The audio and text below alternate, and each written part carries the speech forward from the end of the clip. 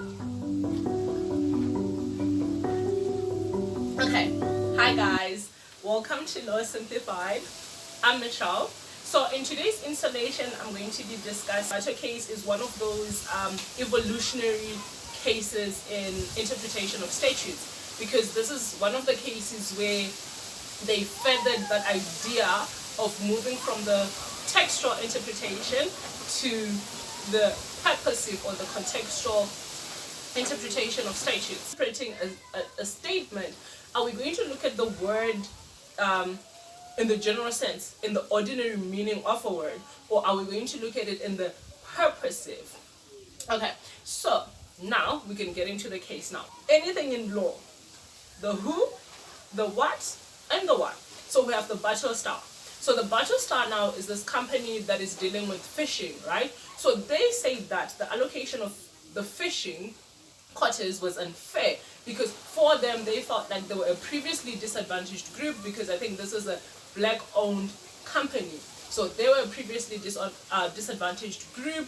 So they felt like the minister should have had regards to the fact that this is a previously disadvantaged group, hence they should be given preference, or they should get an upper hand on this whole allocation. But then that didn't happen. So they appealed to the court so that this decision could be set aside. When they appealed to the court said, you know what, no, the minister did have regards to act, right? Because the main objective with the act was to promote equality in the fishing industry, right? So it's that thing that we're talking about the previously disadvantaged groups, right? So once they appealed now, what the court now did was, okay, fine, how did the Supreme Court of Appeal look into this matter? They actually looked into it as a form of using the textual method, right? But considering the Jaga case now, the Jaga case is the one where they removed this textual interpretation, because they said, you know what, it doesn't make sense, because now we're trying to advance into that world where constitutionalism, you know how South Africa is now a constitutional state. So everything that we implement should be in line with the spirit, purport of the Bill of Rights. That's section 39(2).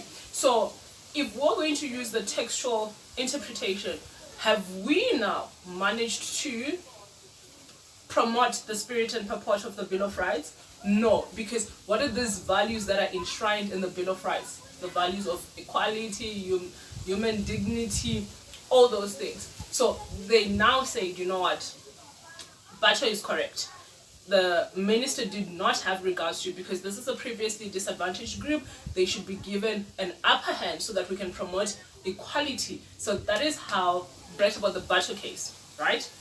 Always make sure you reference to the Jaga case by saying that the decision in the Bato case was derived from the majority judgment in the Jaga case, because the Jaga case is the one that evolutionarized this whole idea of moving from the textual interpretation and going into this contextual interpretation, right? Then vice versa, whenever you talk about the Jaga case, you have to mention the Bato case as well. This is why in the Bato case they also took the decision that was decided in the Jaga case about it. So if you have any questions, if you still have any form of confusion about anything that we discussed in the comment section down below, so that I'll be able to answer. If you like this video, please give it a thumbs up.